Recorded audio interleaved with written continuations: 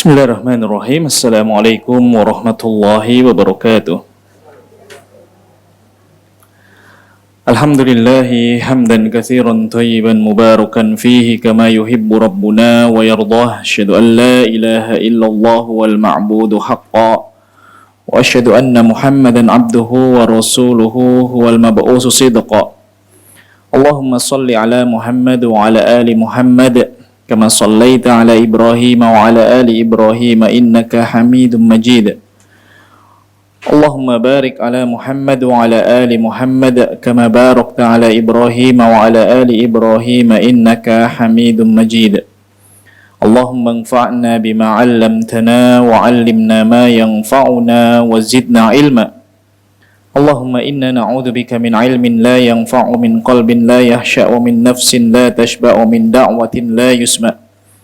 Allahumma inna nas'aluka 'ilman nafi'an wa rizqan thayyiban wa 'amalan mutaqabbala. Tsumma amma ba'du. Baik hadirin dan hadirat jamaah yang dimuliakan oleh Allah Subhanahu wa taala, kita bersyukur kepada Allah karena telah memberikan kesempatan bagi kita semua untuk berjumpa lagi dalam kebaikan di antara kebaikan kita bersama-sama sebagai seorang hamba. Kita mengupayakan apa yang Allah berikan kepada kita, nikmat umur dan juga kesehatan, kita gunakan untuk mencari ridhonya. Kita berjuang bersama-sama agar kita kembali di mana dahulu ayah dan ibu kita diciptakan, yaitu di dalam surga. Semoga upaya kita yang sedikit ini Allah berkenan menjadikannya salah satu sebab di antara sebab-sebab kita dimasukkan ke dalam surganya dan kita dijauhkan dari neraka sejauh-jauhnya. Allahumma amin wa ya mujibas sa'ilin. Baik ibu-ibu dan bapak-bapak yang dirahmati oleh Allah Subhanahu wa taala, pada pertemuan yang lalu pembahasan tentang Asmaul Husna, nama-nama Allah yang maha indah, yang terbaik, kita telah menyampaikan tentang urgensi mempelajari atau belajar Asmaul Husna. Kita kilas balik sedikit apa yang telah lalu kita sampaikan. Yang pertama, bahwasannya Asmaul Husna itu merupakan ilmu yang paling penting untuk dipelajari dalam kehidupan seorang muslim. Kemudian yang kedua, belajar Asmaul Husna merupakan kewajiban pertama dan merupakan asas keimanan dalam diri seseorang. Bahwasannya Asmaul Husna merupakan kewajiban pertama dan asas keimanan dalam diri seorang. Kemudian yang ketiga, apa urgensi kita mempelajari Asmaul Husna? Yang ketiga, dengan mempelajari Asmaul Husna akan menambah keimanan dalam diri kita. Dengan mempelajari nama-nama Allah yang indah, kita akan semakin bertambah keimanan kita kepadanya Azza wa Jalla. Maka benarlah pepatah kita yang mengatakan tak kenal maka tak sayang. Sehingga merenungi nama-nama Allah Subhanahu wa taala, dengan kita mengenal namanya akan semakin bertambah keimanan kita, semakin kokoh. Dan inilah yang kita harapkan ketika kita meninggal dunia, kita dalam kondisi beriman dengan iman yang benar, yang semoga dengannya Allah Azza wa Jalla selamatkan kita dari azab kubur dan juga sulitnya penghisapan di hari pembalasan kelak. Ibu-ibu dan bapak yang dirahmati oleh Allah Subhanahu wa taala. Kemudian yang keempat, apa urgensi kita mempelajari Asmaul Husna? Pada pertemuan yang lalu kita sampaikan bahwa semakin seorang belajar tentang nama-nama Allah, maka dia semakin akan mengenal syariat agama Allah Subhanahu wa taala. Karena syariat-syariat yang Allah Subhanahu wa taala tetapkan ini seluruhnya berasal dari atau sumbernya berasal dari nama-namanya yang maha mulia dan maha sempurna. Pada pertemuan lalu kita buat sebuah contoh solat misalnya. Ketika tahu syariat solat dan kita tahu nama Allah adalah Ar-Rahman dan juga Ar-Rahim, kita ternyata akan tahu bahwasannya solat ini sebenarnya tidak berat bagi kita. Ditinjau dari apa? Yang pertama, kita tinjau dari sejarahnya.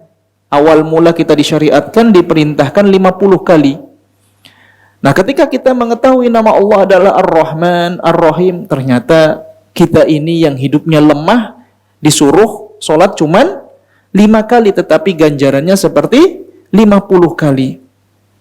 Setelah itu kita coba lihat dari waktu yang Allah berikan kepada kita. Dalam 24 jam sehari yang Allah berikan kepada kita, dengan kasih sayangnya terhadap syariat yang ditekankan atau diwajibkan kepada kita, ternyata kalau kita kalkulasi setiap sholat itu hanya 10 menit, maka kita itu masih punya waktu 23 jam 10 menit sisa.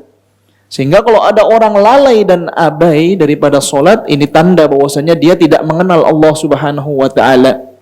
Makanya Nabi kita Muhammad sallallahu alaihi wasallam beliau pernah mengatakan bahwasannya beliau itu adalah yang paling takut kepada Allah Subhanahu wa taala.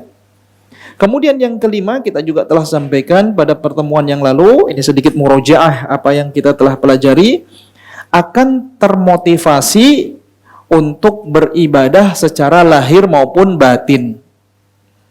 Seorang yang mengenal nama-nama Allah Subhanahu wa taala akan termotivasi dirinya untuk beribadah secara lahir dan juga batin. Contohnya seperti nama Allah Ar-Razzaq. Artinya apa, Bu? Ar-Razzaq, Maha pemberi rizki. Ketika kita tahu bahwasannya Allah memberi rizki, akhirnya kita akan tawakal, ibadah batin. Kita hanya berserah diri kepada Allah Subhanahu wa taala. Kita tidak akan menempuh yang diharamkan Allah. Kita tidak akan rela atau tidak akan berani mengambil yang bukan milik kita.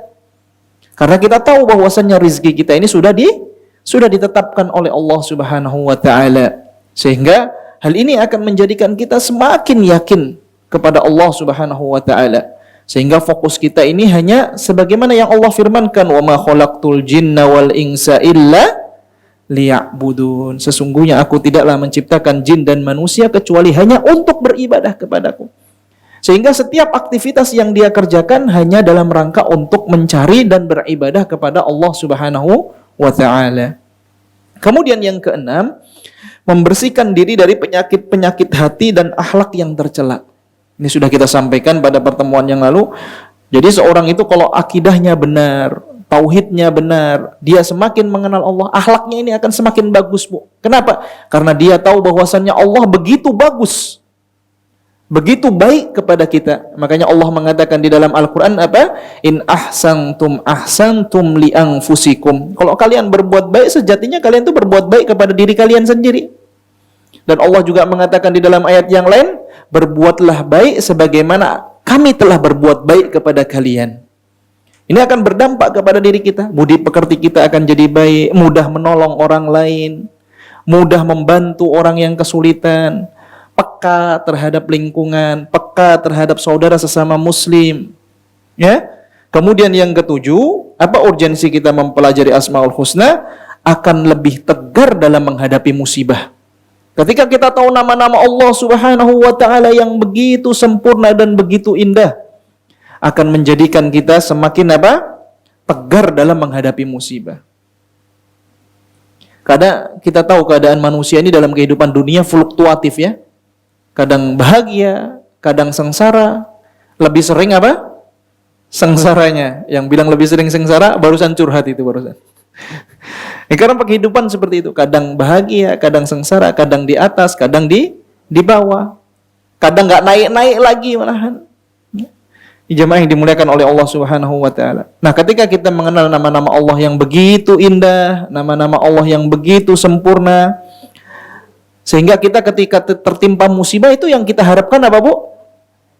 Pahala saja. Kita hanya mengharapkan pahala yang besar dari musibah yang menimpa kita.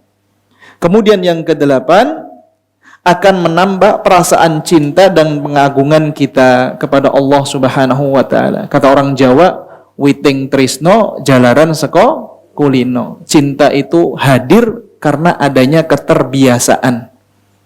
Cinta itu datang karena ada keterbiasaan. Yang nggak biasa nggak akan cinta. Baik.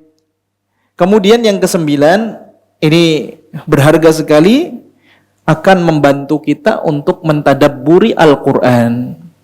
Akan membantu kita untuk mentadabburi Al-Quran. Bahkan sebagian ulama mengatakan jumlah banyaknya nama-nama Allah dan sifat-sifatnya di dalam Al-Quran ini lebih banyak daripada penyebutan hukum-hukum syar'i di dalam Al-Quran, lebih banyak daripada penyebutan surga dan neraka, lebih banyak penyebutan daripada tentang hari akhir. Jadi nama-nama Allah Subhanahu wa taala ini lebih banyak disebutkan dan lebih sering diulang-ulang di dalam Al-Qur'an dibanding penyebutan apa? Hari akhir. Disebutkan lebih banyak daripada surga dan neraka, lebih banyak daripada apa? Penyebutan tentang hukum-hukum syariat. Baik. Kemudian yang ke-10, menjadikan seorang itu akan beradab kepada Allah. Yang ke-10, dengan belajar Asmaul Husna akan menjadikan seorang itu akan semakin beradab kepada Allah Subhanahu wa taala. Makanya ada orang mengatakan apa? Allah enggak adil sama saya. Enggak adil bagaimana? Kamu yang enggak adil terhadap dirimu sendiri. Kamu ini terlalu sering mendolimi dirimu sendiri. Sehingga karena sebab kamu sering mendolimi dirimu sendiri itu, sehingga kamu tidak mengenal Allah, sehingga kamu menganggap Allah tidak berbuat baik kepada dirimu. Nah, kalau orang yang mengenal Allah Subhanahu wa taala, dia akan memandang, oh ternyata Allah itu banyak sekali berbuat baik kebaikan sama kita. Coba seandainya setiap satu hirupan nafas kita di muka bumi ini itu ada tarifnya, kira-kira mampu nggak kita bayar? Kira-kira mampu nggak?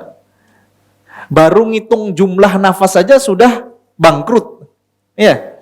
Baru ngitung nafas saja sudah bangkrut. Jualan sehari belum tentu untung. Suruh ngitung apa? Bayar jumlah nafas. Ya. Baik, kemudian yang ke-11 jamaah yang dimuliakan oleh Allah Subhanahu wa taala, dengan mempelajari Asmaul Husna, nama-nama Allah yang maha indah, yang maha sempurna, akan menjadikan kita sadar akan kekurangan diri kita. Ketika kita tahu Allah itu Al-Akbar, Allah yang maha besar, akan menjadikan kita ini kecil sekali. Apa yang mau kita sombongkan, Bu, dari harta kita? Wong pada akhirnya kalau kita meninggal dunia, harta kita itu cuma punya 3 kemungkinan. Yang pertama, imma itu diwariskan, yang kedua, imma dihibahkan, yang ketiga, imma diwakafkan. Udah nggak ada lagi mereknya Susi, nggak ada. Udah nggak ada lagi mereknya Fatimah, udah nggak ada. Mereknya milik si istri, milik si anak, milik masjid, dan lain sebagainya. Nah, ketika kita mengenal Allah Subhanahu wa ta'ala, ini akan menjadikan kita apa? Sadar bahwa diri kita ini banyak kekurangan. Kekurangan dari apa? Apa yang mau kita sombongkan dari harta? Wong harta kita pada akhirnya kembali kepada Allah. Tubuh kita akhirnya akan dikembalikan atau punya Allah Subhanahu wa ta'ala. Ilmu yang kita miliki yang mau kita sombongkan, Bu, pada akhirnya kita ini cuma diliputi penyakit yang namanya lupa. Sepintar apapun kita akan dihimpit penyakit yang namanya apa? Lupa. Jangankan sekelas kita semua, sekelas Imam Muslim saja apa? Terkena penyakit lupa. Diceritakan suatu ketika Imam Muslim ditanya tentang satu hadis, periwayatnya siapa? Imam Muslim itu lupa. Kemudian beliau masuk ke dalam rumahnya, dibuka kitab-kitabnya, Bu. Kitab-kitab perawi hadis dibuka, sampai istrinya itu menyediakan apa? Makanan cemilan. Ya, cemilannya mungkin kurma atau kismis. Dan beliau itu meninggal dalam kondisi sedang mencari perawi tersebut. Artinya ilmu sepandai-pandainya kita akan dihimpit penyakit lupa. Terus apa yang mau kita sombongkan? Nah, kalau kita kenal Allah Subhanahu wa ta'ala, nggak akan kita sombong. Nggak akan kita memandang orang lain itu rendah. Makanya dahulu Mutarrif bin Abdullah rahimahullahu ta'ala pernah menegur Yazid ibnul Muhallab. Ketika itu Yazid ditegur sama Al-Mutarrif bin Abdullah dengan mengatakan, Mutarrif mengatakan kepada Yazid, jalanmu ini inna hadhihi misyatun yubghiduhu Allah. Sesungguhnya cara jalan seperti ini adalah cara jalan yang dibenci Allah. Jalannya jangan kayak gitulah, itu jalannya yang dibenci Allah, itu jalannya orang sombong. Apa jawaban Yazid bin Muhallab? Dia mengatakan, "Amata arifuni?" Ente enggak tahu siapa saya? Ini sering kan orang-orang ngomong gitu. Kamu enggak tahu siapa dia. Jangan kurang ajar gitu. Ini dengan keilmuannya Mutarrif bin Abdullah mengatakan, awwaluka nutfatun qadhirah. Kamu ini awalnya cuma setetes air mani yang hina. Dan kamu pun mati dalam kondisi bangkai yang hina dan dihimpit atau ditutup dengan tanah. dan antara keduanya, yaitu antara kehidupan dan kematian, artinya ketika kamu hidup ini di dunia, yang kamu bawa ini cuman kotoran. Kita ini hidup semua kotoran. Setiap rongga yang kita miliki, dari mata keluar kotoran nggak? Apa namanya? Dari telinga keluar kotoran nggak? Keluar. Dari mulut keluar kotoran. Dari hidung keluar kotoran. Setiap rongga dalam tubuh kita mengeluarkan kotoran. Bahkan ada satu organ yang dia merupakan organ terbesar dalam tubuh manusia, yang itu isinya semua kotoran. Apa itu? Perut. Perut isinya kotoran. Ya. Ini jamaah yang dimuliakan oleh Allah Subhanahu wa taala. Apa yang mau kita sombongkan terhadap orang lain? Kalau kita ini hanya cuma sebatas apa? Sesuatu yang hina. Dan kita akan mulia di sisi Allah Subhanahu wa taala dengan apa? Dengan ketakwaan kita. Nah, dengan mengenal Allah Subhanahu wa taala dari nama-namanya yang mulia ini akan menjadikan kita ini sadar bahwa diri kita ini kurang, sehingga menjadikan kita ini mau kembali dan terus kembali kepada Allah Subhanahu wa taala. Tapi kalau kita enggak ingat, kita enggak kenal nama-nama Allah Subhanahu wa taala, akan menjadikan kita ini berjalan di muka bumi dengan congkak. Merasa bahwa apa yang dimiliki ini merupakan kelebihan, sehingga dia mudah merendahkan orang lain. Dia menganggap remeh orang lain. Ya. Contoh menganggap sombong orang lain itu seperti perkataan seperti ini, Bu. Biasanya contoh-contoh perkataan sombong. Apa sih pendidikanmu? Ini meremehkan enggak? Dan seharusnya enggak usah tanya kayak gitu. Cuman dilihat saja, oh dia orang paham. Sering orang mengatakan demikian, apa sih pendidikannya? Ini apa maksudnya? Kalau dalam rangka bertanya mencari biografi enggak masalah. Kemudian contoh lain seperti orang bentuk kesombongan di dalam diri kita itu terkadang apa? Yang tanpa kita sadari suka memutus atau memotong pembicaraan orang lain sementara orang lain belum selesai berbicara. Ini termasuk bentuk sombong dalam diri kita. Nabi SAW mengatakan apa? La yadkhulul jannata man kana fi qalbihi mithqala dzarratin min kibr. Tidak akan masuk ke dalam surga orang yang di dalam dirinya ada penyakit kesombongan walau sebesar biji dzarrah. Dzarrah itu diartikan para ulama ada 4 tafsiran. Tafsiran yang pertama, dzarrah itu artinya adalah debu. Apa namanya? Biasan matahari, kemudian ada butiran debu yang terbang itu. Kalau kena cahaya, nah, Ibu bisa lihat ada yang terbang itu dzarrah satu bijinya itu. Itu ringan apa berat, Bu? Segitu saja nggak masuk surga, kata Nabi SAW. Kemudian tafsiran yang kedua, dzarrah itu artinya kepala semut merah. Kemudian tafsiran yang ketiga, dzarrah itu artinya adalah biji sawi. Dan tafsiran yang keempat, dzarrah itu artinya adalah anak semut merah. Ini berarti apa, Bu? Kesimpulannya dari 4 tafsiran ini, intinya dzarrah itu adalah sesuatu yang sangat kecil dan ringan nggak? Kalau di gramasi berapa, Bu, itu? 0,0000 sekian. Itu saja nggak masuk surga, Bu. Tapi kita ini nggak sadar, terkadang terlepas dari ucapan kita. Ini seperti itu. Orang lagi ngomong, kita putus omongannya. Kenapa kita berani memutus? Karena kita merasa bahwa diri kita lebih mampu untuk menyampaikan sesuatu. Merasa bahwa diri kita lebih bisa. Dan Nabi mengatakan, sombong itu apa? Batarul haq wa ghamtun nas. Sombong itu adalah menolak kebenaran dan meremehkan orang lain. Itu termasuk bentuk meremehkan orang lain enggak? Termasuk meremehkan orang lain, memutus pembicaraan orang lain, sulit diajak kerjasama, sulit dinasehati. Ini sombong.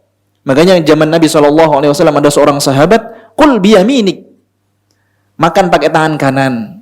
Nabi menyuruh ada orang makan pakai tangan kiri. Kata Nabi, makan pakai tangan kanan. Kata dia, la astati, aku nggak bisa. Kata Nabi SAW, kalau gitu kamu nggak akan bisa. Benar saja saat itu dalam waktu yang sama tangannya tiba-tiba nggak bisa gerak lagi, untuk yang tangan kanan itu nggak bisa digunakan untuk makan lagi. Apa sih beratnya untuk makan dengan tangan kanan? Ini semua ditolak karena adanya apa? Kesombongan. Nah, cara agar sombong, sifat sombong di dalam diri kita ini terkikis, salah satunya adalah dengan belajar apa? Asma'ullahil husna, nama-nama Allah yang terbaik, yang maha indah. Kemudian yang ke-12 kita sudah sampaikan juga, di antara urgensi kita belajar Asmaul Husna agar terhindar dari dampak buruknya. Apa dampak buruknya kita tidak mengenal Allah? Hidupnya gelisah. Hidupnya nggak tenang. Risau, galau. Coba lihat orang-orang kaya yang jauh dari Allah. Hidupnya tenang nggak, Bu? Bahkan sebatas untuk tidur aja terkadang butuh pil tidur. Tapi kalau orang-orang miskin, ya, dia punya keimanan, suruh datang kajian aja baru innalhamdulillah tidur. Atau baru innalhamdulillah. Ya. Ketenangan didapat dalam dirinya. Jadi ini ibu yang dirahmati oleh Allah Subhanahu wa taala, ada 12 urgensi yang kita telah sampaikan pada pertemuan lalu. Atau kita sudah sampaikan juga ada kurang lebih ada 16, yang ke berapa? 13, agar ibadah lebih khusyuk dan doa itu bisa lebih dihayati. Ini penting sekali. Ada orang doa amin amin amin, padahal orang lagi nggak doa, lagi ngomong bahasa Arab. Ya. Jadi ibadah lebih khusyuk, Bu. Kalau ibu mengenal nama-nama Allah Subhanahu wa taala, mengerti nama-nama Allah Subhanahu wa taala, ini akan menjadikan ibadah kita lebih khusyuk. Salat, subhana rabbiyal a'la, ketika kita sujud, oh kita ini ternyata kecil sekali. Oh Allah Maha tinggi. Dan kecilnya kita ini ternyata ya Allah banyak dosa-dosa lagi. Udah kecil kemplinti kata orang Jawa. Kecil songong kalau kata orang Jawa. Kecil songong ireng keriting mana? Jelek, jomblo lagi. Tapi sombongnya bukan main. Ya. Miskin lagi men. Banyak utang lagi. Oh. Kuat, hidup susah. Susah kuadrat. Ditambah nggak mengenal Allah, udah sulit hidupnya. Tapi kalau kita mengenal Allah, ibadah akan menjadi khusyuk. Kita tahu bahwasanya kita ini sedang menghadap kepada Zat yang menciptakan kita, yang tidak mungkin menelantarkan kita. Kita sedang menghadap kepada Zat yang Dia pasti menolong kita. Tatkala kita senantiasa mau bersanding kepadanya, meminta kepadanya, memohon kepadanya, akan dijadikan kita senantiasa tenang hati kita. Kemudian yang ke-14 kita juga sudah sebutkan apa urgensinya. Nabi SAW memberikan penegasan tentang sifat-sifat Allah secara spesifik, secara khusus. Kemudian yang ke-15, terjadinya banyak penyimpangan-penyimpangan akidah karena kesalahpemahaman dalam nama-nama Allah Subhanahu wa taala. Kemudian yang ke-16 kita juga sudah sampaikan, merupakan perintah Allah Subhanahu wa taala. Jadi kita belajar nama-nama Allah ini bukan perintah dari panitia kajian Al-Hujjah, tapi perintah Allah Subhanahu wa taala. Banyak sekali Allah menggunakan di dalam Al-Qur'an perintah fa'lam, i'lamu. Ini banyak sekali. Ketahuilah, ilmuilah, dan seterusnya. Baik ibu-ibu yang dirahmati oleh Allah Subhanahu wa taala, tema kita hari ini adalah berdoa dengan Asmaul Husna. Berdoa dengan Asmaul Husna. Baik. Doa secara bahasa berasal dari kata da'a. Berasal dari kata da'a, yang artinya menarik sesuatu agar datang kepadamu dengan suara dan ucapan yang keluar darimu. Ibnul Faris rahimahullahu taala dalam Lisabul Arab, beliau mengatakan doa itu suku katanya atau berasal dari kata da'a, yang berarti artinya menarik sesuatu agar datang kepadamu dengan suara ataupun ucapan. Sehingga kalau kita simpulkan secara bahasa, doa itu artinya adalah apa? Panggilan atau permohonan secara mutlak. Atau panggilan atau permohonan secara mutlak. Adapun secara istilah, Al-Qadhi Abu Bakar Ibnu Al-Arabi rahimahullahu taala berkata, haqiqatud du'a munadatullahi ta'ala lima yuridu min jalbi manfa'atin aw daf'i madarratin minal madarri. Secara istilah, doa adalah memanggil Allah Subhanahu wa taala untuk memperoleh suatu manfaat atau menghilangkan mudarat di antara berbagai kemudorotan yang ada. Jadi kesimpulannya dua. Doa itu berarti kita meminta atau memohon kepada Allah agar didatangkan apa? Manfaat atau diangkat dari kita apa? Mudarat atau bahaya. Sehingga kalau kita simpulkan secara istilah, doa itu artinya adalah permintaan seorang hamba kepada Tuhannya akan kebutuhan dirinya. Kesimpulannya, doa itu adalah permintaan seorang hamba kepada Tuhannya akan kebutuhan dirinya. Ada penjelasan sangat indah sekali dari Al-Khattabi. Beliau mengatakan, ketika menjelaskan pengertian doa ini, bagus sekali penjelasan beliau. Ketika kita faham makna ini, akan menjadikan kita semakin mengikhlaskan doa itu hanya kepada Allah. Coba kita baca ya, perkataan Al-Khattabi, istida'a'ul abdi rabbahu azza wa jalla inayata wastimdaduhu iyyahu al-ma'unata. Doa adalah permohonan seorang hamba kepada Rabb-nya yang maha mulia agar diberi perhatian atau kasih sayang. Permintaan seorang hamba kepada Tuhannya agar diberi perhatian atau kasih sayang. Dan permintaan kepada Tuhannya agar diberi pertolongan. Dan permintaan hambanya dan permintaan dirinya kepada Allah atau kepada Tuhannya agar diberi pertolongan. Coba kita lihat pernyataan beliau yang sangat bagus sekali. Wa haqiqatuhu, hakikat doa adalah, nah ini ibu-ibu.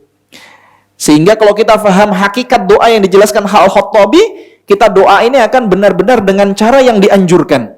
Beliau mengatakan apa? Idharul iftiqaru ilaihi. Hakikat doa itu adalah menampakkan rasa butuh kepada Allah. Ada orang butuh, doanya cuman, ya Allah, aku pengen doa. Doanya cepat, tapi tidak dari hati. Ini hakikatnya doa, kebutuhannya ditampakkan enggak? Enggak. Jadi kita benar-benar merasa, coba sih bayangkan, ibu mau lagi berbuat kesalahan sama suami.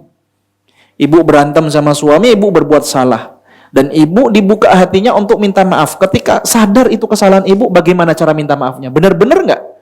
Sangat berharap. Jangan tinggalkan aku, anak-anak bagaimana? Kan akan timbul perasaan-perasaan khawatir seperti itu. Ini bagus sekali penjelasan beliau. Idharul iftiqaru ilaihi. Hakikat doa itu adalah menampakkan rasa butuh kepada Allah Subhanahu wa taala. Wa tabarru'u minal hauli wal quwwah. Dan berlepas diri dari segala daya dan kekuatan. Sehingga dirinya ini benar-benar orang yang sangat butuh kepada Allah. Bukan sebatas meminta, tetapi benar-benar bersandar kepada yang maha kuat. Benar-benar meminta kepada yang maha bisa dan maha memberi. Seperti misalnya ibu, udah jatuh tempo untuk bayar utang. Qadarullah gajiannya masih 5 hari lagi. Tapi orang ini sudah nagih, hari ini harus dibayar. Kira-kira ketika kita minta tenggat waktu, mintanya benar-benar enggak? Kenapa kita benar-benar minta tenggat waktu sama dia? Karena kita tahu orang ini punya kuasa atas hartanya yang kita bawa. Sehingga kita benar-benar tolong Pak, tolong banget. Kita akan memohon. Ini hakikat doa seperti ini menjadikan kita itu benar-benar mengharapkan, mengadukan rasa butuh kita kepada Allah dan diri kita ini berlepas dari segala kekuatan kita. Karena kita ini sadar bahwa diri kita lemah. Wa huwa sami'atul ubudiyah. Dan beliau mengatakan, dan doa merupakan tanda kehambaan dan perasaan rendah diri manusia. Sehingga ketika kita berdoa itu ibu-ibu, sejatinya harus timbul di dalam diri kita bahwasanya diri kita itu apa? Benar-benar apa? Membutuhkan. Benar-benar diri kita ini rendah sekali. Kita benar-benar mengharap sekali. Saya buat ilustrasi mudah. Ada orang, manajer sama bawahannya. Manajer ini akan berbuat semaunya atas kebawahannya enggak? Iya. Tapi ketika manajer ketemu dengan owner, apakah manajer akan berbuat semaunya sebagaimana dia berbuat dengan bawahannya? Tidak. Maka jadikan diri kita ini seperti orang yang kepada Allah itu benar-benar sangat butuh. Nah, ketika kita berdoa ini, ya Allah, jadikanlah tahun depan aku haji misalnya. Ketika kita meminta haji bukan sebatas lisan, tetapi timbul dalam diri kita, kita ini pengen ibadah, kita pengen melaksanakan rukun Islam yang 5, kemudian timbul dalam diri kita agar kita nanti agar kita diampuni dosa-dosanya oleh Allah sehingga kita keluar dari musim haji dalam kondisi Allah sudah mengembalikan kita seperti kita baru lahir lagi. Timbul perasaan kita ini mau banget untuk diampuni dosa-dosanya. Karena terkadang ada begini ibu-ibu yang dirahmati oleh Allah, ada orang berdoa minta haji tetapi dalam hatinya waliyadzubillah timbul perasaan agar dipanggil Pak Haji misalnya. Saya diceritakan ada orang itu di daerah Makassar, ya, dia mengeluarkan biaya, ya nggak sedikit biayanya, terus dia pergi nggak haji padahal dia cuma pergi ke Jakarta, ketika musim hajian selesai dia balik ke Jakarta cuman untuk manggil panggilan apa? Pak Haji. Sampai rela seperti itu, Pak. Waliyadzubillah. Dan ini nggak sedikit. Ini nggak sedikit. Makanya saya kadang manggil teman saya yang biasa umroh, Pak Umroh sekarang. Ada Pak Haji, saya panggil teman saya ya, Pak Umroh. Depan kita barusan pulang umroh, Pak Umroh. Baik. Beliau juga mengatakan wastish'arud dhillati al-bashariyah. Wa fihi ma'na tsana'i 'ala Allah 'azza wa jalla wa idafatul judi wal karami ilaihi. Kata Al-Khattabi rahimahullahu taala, di dalamnya juga terdapat makna pujian kepada Allah yang Maha Mulia serta pengakuan atas kemurahan dan kedermawanannya kepada seorang hamba. Baik, doa itu ada berapa, Bu? Doa minta jodoh, terus apa lagi? Doa minta rezeki. Ini isi doa. Sekarang pertanyaan saya, macam-macam doa. Macam-macam doa itu ada berapa? Doa terbagi menjadi 2. Yang pertama disebut doa al-mas'alah. Doaul mas'alah. Apa artinya doa al-mas'alah? Doa ketika doaul mas'alah artinya doa meminta, permintaan atau doa permintaan. Maksudnya apa? Seorang berdoa kepada Allah dengan ucapan lisannya, meminta kepada Allah agar mendapatkan kebaikan yang dia inginkan dan dihindarkan dari keburukan. Ya, seperti kita meminta kepada Allah dengan mengatakan, ya Allah ampuni aku, ya Allah rahmati aku, ya Allah berilah afiah kepadaku, ya Allah tambahlah kekuranganku. Ini disebut dengan apa? Doa masalah. Ya. Terkadang ini diucapkan ketika kita banyak masalah. Ya Allah ampuni aku, ya Allah beri rizki kepadaku. Ibu-ibu jangan lupa ya, kalau minta sama Allah rizki, minta umur, minta yang afiah. Jangan cuma sebatas minta rizki. Allah pasti mengabulkan. Ya Allah berikanlah aku rizki, dikasih rizki sama Allah. Tetapi karena kita tidak meminta afiah di dalam rizki tersebut, bisa berdampak terhadap iman. Contohnya seperti apa, Bu? Ada orang minta sama Allah kelapangan rizki. Begitu dikasih kelapangan rizki sama Allah, tadinya ke masjid, biasanya ketika miskin jalan kaki. Dilancarkan dikit naik sepeda, lancar lagi naik sepeda motor, lancar lagi naik mobil. Tapi semakin naik derajatnya itu semakin berkurang intensitas dia ke masjid. Banyak nggak seperti ini, Bu? Banyak. Sudah berlimpah-limpah hartanya, akhirnya sholat ke masjid cuman sholat Jumat. Kalau dinasihatin, ayo Pak sholat ke masjid, ya aku sholat nggak usah ngomong-ngomong. Biasanya seperti itu. Nah, saya sholat nggak usah ngomong-ngomong. Bukan gini, bukan masalah ngomong. Ini kita ngajak ini. Ya, ini bahaya. Makanya Nabi SAW ketika didatangi pamannya Al-Abbas Ibnul Abdul Muttalib, beliau datang kepada Rasulullah, ya Rasulullah, ajarkan kepadaku sebuah doa yang aku selalu meminta kepada Allah dengan hal tersebut. Maka kata Rasulullah SAW, salullahil afiyah, mintalah kepada Allah al-afiyah. Mintalah kepada Allah al-afiyah. Maka berapa hari kemudian Al-Abbas kembali lagi, mengulang pertanyaan yang sama. Ya Rasulullah, ajarkan aku sebuah doa yang aku akan berdoa terus dengan hal tersebut. Maka Rasulullah mengatakan, salullahil afiyah. Mintalah kepada Allah apa? Al-afiyah. Kemudian Nabi mengatakan, karena sesungguhnya tidak ada sesuatu pemberian yang diberikan oleh Allah kepada hambanya yang lebih baik daripada afiyah. Afiyah ini artinya apa? An-najah was-salamah. Keselamatan kalau kita katakan bahasa Indonesia. Jadi kita minta kepada Allah, ya Allah lancarkanlah rizkiku dalam kondisi dia afiyah. Sehingga rizki tersebut tidak menggelincirkan kita dari iman. Coba ibu-ibu lihat, ada orang-orang yang dulu mungkin kehidupannya sulit, ngaji bareng sama kita, begitu lancar rizkinya, sudah nggak ada lagi di kajian. Sibuk dengan dunianya. Ya, ini karena dicabut afiyah. Minta sama Allah al-afiyah. Minta umur yang afiyah. Makanya ada doa pagi, Allahumma inni as'alukal afiyah fid dunya wal akhirah. Allahumma inni as'alukal afwa wal afiyata fi dini wa dunyaya. Allahumma inni as'alukal afwa wal afiyata fi dini wa dunyaya wa ahli wa mali. Minta afiyah untuk diri kita, untuk agama kita, agar kita ini tidak tergelincir. Memang kita beragama Islam, tapi tanpa disadari karena tidak diberi afiyah di dalam beragama, ternyata kita mengikuti jalannya orang-orang yang sesat. Kita meminta kepada Allah afiyah dalam agama dan dunia kita, agar kita apa? Berada di jalan yang lurus. Dunia kita tidak menjadikan kita tergelincir dan melalaikan agama kita. Kita minta afiyah kepada Allah agar Allah menganugerahkan kepada kita keluarga kita yang afiyah, anak yang nurut, istri yang nurut, suami yang baik, yang mengerti kepada anak-anak dan istrinya. Afiyah. Ini paling penting sekali. Makanya ibu-ibu kalau berdoa, hayati doa ini. Baik, ini yang pertama ya. Apa namanya tadi doa? Jenis yang pertama, doaul masalah. Apa artinya? Doaul masalah? Doa minta diangkat dari doa meminta kepada Allah agar diangkat dari suatu keburukan dan diberikan suatu kebaikan. Yang kedua disebut doaul ibadah.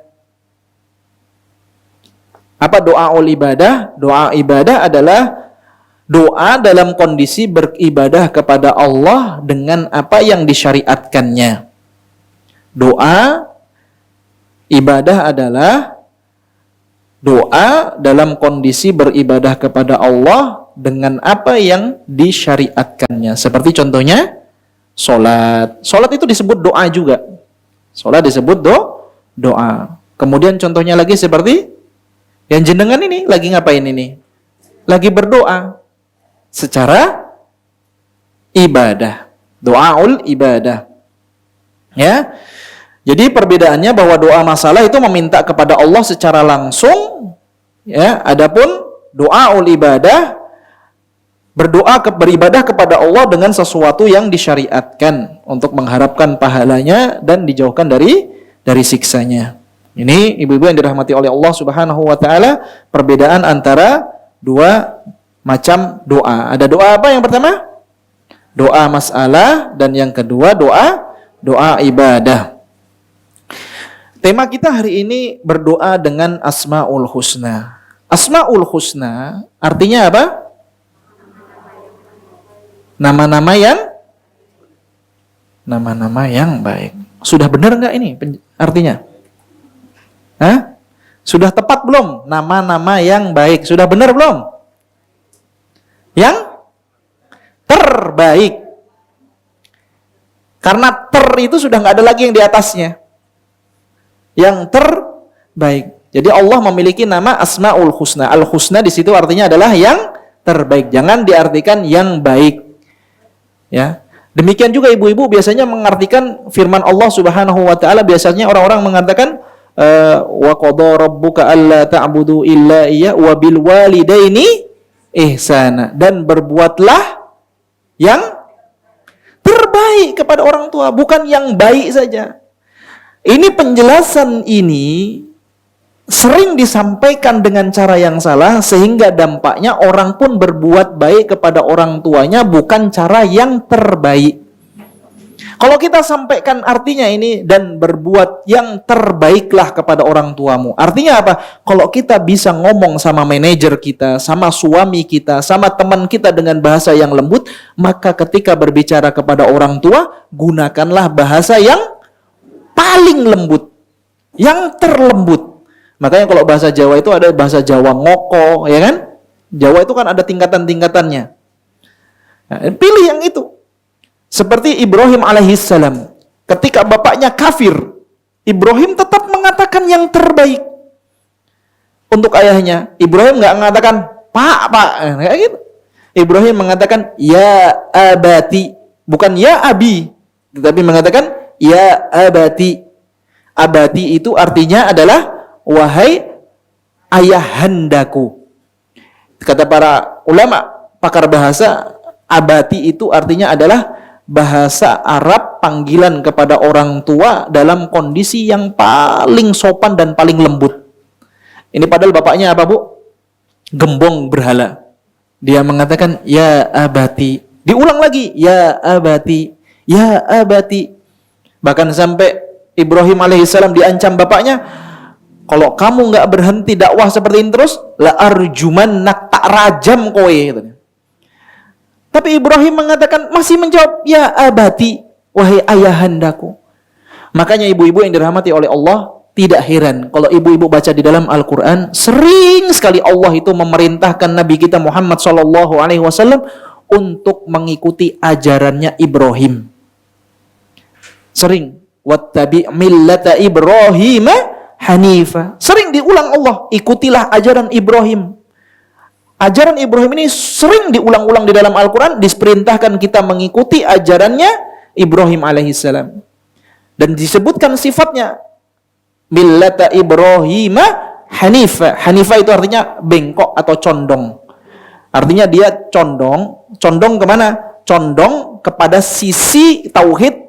Karena namanya, mohon maaf, karena lengkungan itu kan seperti ini ya, condongan itu seperti ini, ya, seperti ini condong ini seperti ini, melengkung ini condong, yang artinya dia semakin menjauh dari yang namanya kesyirikan.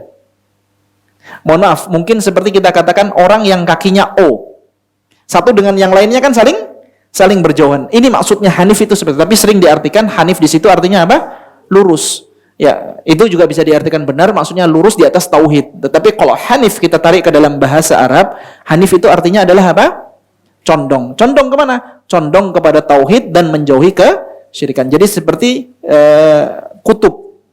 Sebuah kutub yang saling apa? Bertolak belakang. Yang tidak mungkin bersatu. Nah, ajaran Ibrahim ini disebutnya dengan ajaran hanif. Baik ibu-ibu yang dirahmati oleh Allah Subhanahu wa taala, banyak sekali ayat-ayat di dalam Al-Quran, atau lebih kurang ada beberapa ayat di dalam Al-Quran yang Allah memerintahkan kita untuk berdoa dengan nama Allah Subhanahu wa ta'ala. Contohnya seperti firman Allah di dalam surat Al-A'raf, walillahil asma'ul husna fad'uhu biha.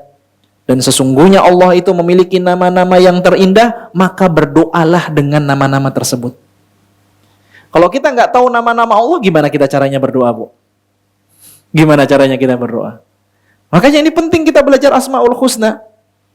Kita penting sekali untuk belajar Asmaul Husna karena apa? Allah memerintahkan kita berdoa dengan nama-nama tersebut. Contoh lain seperti firman Allah Azza wa Jalla di dalam surat Al-Isra. Qul ud'ullahi a'udzu'ur rahman ayyamma tad'u falahul asmaul husna. Ya, seperti juga firman Allah di dalam surat Thaha, Allahu la ilaha illahu lahul asmaul husna. Semikian juga firman Allah di dalam surat Al-Hasyr, wallahul khaliqul bari'ul musawwiru lahul asmaul husna. Sering disebut nama-nama Allah apa? Al-Husna. Ibnul Qayyim mengatakan rahimahullahu taala, seluruh nama-nama Allah itu adalah nama yang paling indah daripada nama-nama yang pernah ada. Sehingga nama-nama Allah yang maha indah itu bukan sebatas lafal tanpa makna. Jadi setiap nama mengandung apa? Setiap nama mengandung makna yang sangat luas, sangat besar. Padahal Allah mensifati semuanya, dan Allah mensifati nama-namanya seluruhnya dengan indah. Maka hendaknya kita berdoa kepada Allah Subhanahu wa taala dengan nama-nama tersebut. Baik, ibu-ibu yang dirahmati oleh Allah Subhanahu wa taala, kita lihat di sini ada beberapa, sebelum kita masuk ya, bagaimana aplikasi kita berdoa dengan nama-nama Allah, kita akan lihat beberapa penyimpangan terhadap nama-nama Allah. Ada beberapa bentuk penyimpangan di dalam nama-nama Allah Subhanahu wa taala. Yang pertama, memberi nama berhala dengan nama Allah. Memberi nama berhala dengan nama Allah. Contohnya seperti apa, Bu? Nama berhala dengan nama Allah. Contohnya seperti Latta. Latta itu berasal dari kata illah. Dari illah yang artinya sembahan. Al-Uzza itu juga berasal dari serapan kata yang bermakna Al-Aziz. Makanya Ibnul Qayyim menyebutkan, lebih kurang seingat saya, nanti kita insya Allah akan masuk di pembahasannya, lebih kurang Ibnul Qayyim menjelaskan ada 12 nama yang nggak boleh orang menggunakan nama tersebut tanpa disandarkan kepada abdun ataupun baitun. Contohnya seperti nama Masjid Ar-Rahman. Boleh nggak? Harusnya apa? Baitur Rahman. Kenapa masjid nggak boleh dikasih nama Masjid Ar-Rahman? Karena Ar-Rahman itu adalah sifat mutlak bagi Allah yang tidak boleh diberikan kepada makhluk tanpa disandarkan kepada Allah. Contoh lain seperti orang namanya Khaliq. Ini nggak boleh. Ibnu Qayyim menyebutkan hukumnya haram. Para ulama ijma' hukumnya apa? Haram. Ada nggak yang namanya Khaliq? Nggak boleh diberi nama Khaliq. Khaliq artinya apa? Pencipta. Ini sifat mutlak bagi Allah. Makanya Syekh Shalih Fauzan hafizahullah taala di dalam kitabnya Mulakhas Kitabut Tauhid, beliau menyebutkan yang namanya mencipta itu artinya adalah mengadakan sesuatu yang tidak ada menjadi sesuatu yang ada. Adapun manusia ini hanya menghimpun atau membuat, sehingga tidak tepat dikatakan si fulan menciptakan lampu, si fulan menciptakan motor. Ini enggak tepat. Karena yang namanya menciptakan itu adalah mengadakan sesuatu elemen yang dari sesuatu elemen yang tadinya tidak ada. Allah ini mengadakan kita dari sesuatu yang tadinya tidak ada. Bahkan tidak disebut. Antum tidak disebut Aisyah dulu, tidak disebut sayangku. Enggak ada yang menyebut-nyebut antum. Tapi sekarang dijadikan kekasih nomor 1 ya. Apa kedua? Baik ibu-ibu yang dirahmati oleh Allah. Jadi nama-nama yang demikian insya Allah kita akan masuk pembahasannya. Ada lebih, Ibnu Qayyim menjelaskan lebih kurang ada 12 nama yang tidak boleh digunakan. Salah satunya Khaliq. Namanya pencipta. Mohon maaf, pencipta masa jadi satpam. Pencipta masa jalan-jalan di pasar. Namanya mencipta, ngapain belanja di pasar? Nyiptain sendiri ya kan? Butuh ciptakan. Nah, ini Ibnu Qayyim menyebutkan dan para ulama jumhur mengatakan tidak boleh. Salah satunya diantaranya Rahman. Ibu punya teman namanya Abdurrahman. Jangan sekali-kali dipanggil namanya Rahman. Jangan sekali-kali dipanggil namanya Rahman. Ya. Panggil apa? Abdurrahman. Tidak boleh hukumnya. Di dalam agama kita tidak boleh. Baik, penyimpangan yang kedua di antara penyimpangan yang terjadi di nama-nama Allah adalah menamai Allah dengan sesuatu yang tidak layak bagi keagungannya. Menamai Allah dengan sesuatu yang tidak layak untuk keagungannya. Contohnya, seperti orang-orang Nasrani mengatakan putra Allah. Tidak layak. Tidak layak dikatakan apa? Putra Allah. Kemudian yang ketiga di antara penyimpangannya adalah mensifati Allah dengan sesuatu yang dia suci dari segala kekurangan. Mensifati Allah Azza wa Jalla dari sesuatu yang dia suci darinya. Seperti ucapan orang-orang Yahudi, Allah itu tangannya terbelenggu. Seperti ucapan orang-orang Yahudi, Allah itu istirahat. Allah setelah menciptakan langit dan bumi, Allah apa? Istirahat. Ini mensifati dengan sesuatu yang kurang. Ini tidak boleh. Kemudian yang keempat, mengingkari dan meniadakan, menolak dan mengingkari hakikat nama-nama Allah. Sebagaimana perkataan ahlul kalam, mereka mengatakan bahwasannya nama-nama Allah ini hanyalah lafal tanpa makna. Makanya di antara mereka mengatakan bagaimana Allah itu mencintai, maksudnya mencintai ini adalah memberi pahala. Ini karena mereka mengingkari tersebut. Sekarang saya coba aja ibu-ibu. Allah, kata mereka tadi apa? Makna Allah mencintai apa? Allah memberi pahala. Sekarang kalau saya katakan, ketika Nabi mengatakan ahabbul biladi ilallahi masajiduha wa abghadul biladi ilallahi aswaquha. Belahan bumi yang paling dicintai oleh Allah adalah masjidnya, dan belahan bumi yang paling dibenci oleh Allah adalah pasar-pasarnya.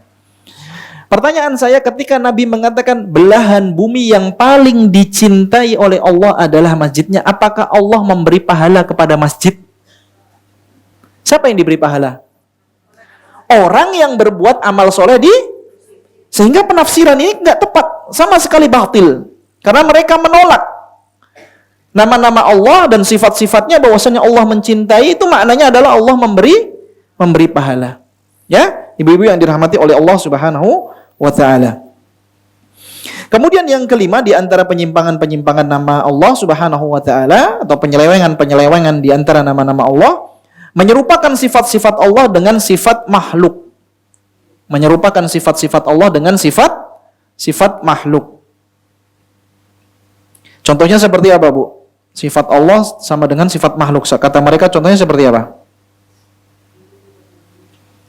Turun ke bumi. Mereka menanyakan bagaimana turunnya Allah. Kalau Allah turun ke bumi berarti ada yang di atasnya. Itu nggak usah ditanyakan. Akal kita ini nggak nyampe. Sekarang saya tanya ibu, Bu, laki-laki terganteng saya, Bu. Mungkin ibu antang akan menjawab Abdul Aziz Ar-Rasyid, ya kan? Jazakillah khair. Enggak, karena apa? Database otak kita ini akan mengambil apa yang pernah kita lihat saja. Apa yang ada di kepala kita saja. Enggak akan bisa mengambil sesuatu yang di luar nalar kita. Coba ibu bayangkan, ketika Allah mengatakan, atau ketika Rasulullah menggambarkan bahwasannya Yusuf itu diberi setengah ketampanan. Ketika saya tanyakan ibu-ibu dan wanita-wanita yang disebutkan oleh Allah ketika melihat Yusuf pertama kalinya sampai mengiris tangan-tangan mereka. Dalam riwayat yang lain disebutkan ketika melihat Yusuf mereka itu sebagian langsung haid. Sebagian dari mereka disebutkan dalam riwayat, Ibnu Katsir membawakan berbagai riwayat. Di antara mereka ketika melihat Yusuf langsung pingsan. Ini saking tampannya Yusuf. Tapi ketika kita berbicara tentang tampannya Yusuf, yang tergambar di kepala ibu apa? Tampannya Yusuf itu seperti apa? Nggak akan terbayang hidungnya pakai mana, nggak akan tergambar. Yang tergampang paling ya Abdul Aziz Ar-Rasyid, ya sipit, ya kan? Cuman itu saja, mentok di situ.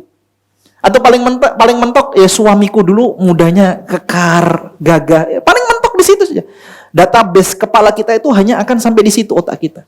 Nah, bagaimana kita mau mengilustrasikan Allah dengan makhluk yang katanya mereka apa? Kalau Allah turun ke bumi, nanti langit kosong. Allah turun berarti Allah sama makhluk. Kita nggak akan bisa bayangkan sama sesuatu yang belum pernah kita lihat. Bisa dipahami sampai di sini, Bu? Analogikanya ini analogi kayak apa? Batil, kelirunya fatal. Jadi sejatinya sebelum mereka menolak sifat-sifat Allah, sejatinya mereka sudah menyamakan sifat Allah dengan makhluk terlebih dahulu.